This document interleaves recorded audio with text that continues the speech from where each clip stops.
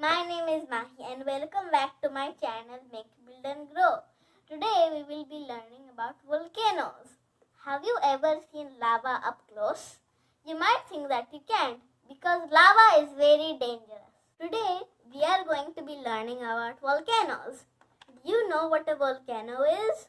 Well, a volcano is kind of like a mountain, except it has a spot at the top for lava and volcanic gas to come out. Take a close look at this volcanic eruption. What is lava?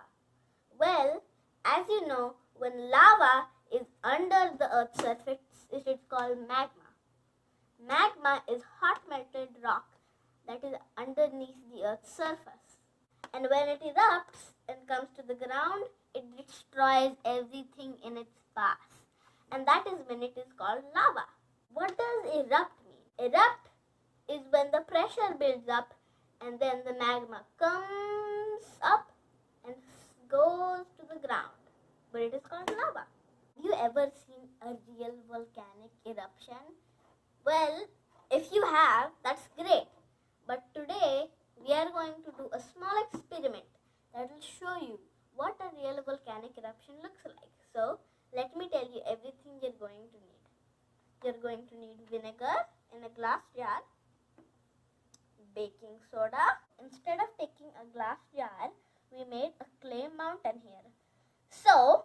And we put food coloring in it to make it look more like lava.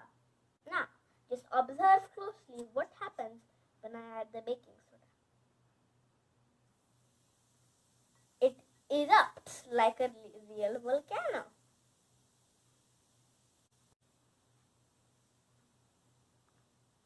You can't touch real lava, but you can still touch this kind of lava.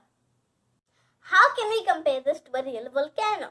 Well, when the lava is inside the volcano, it is called magma.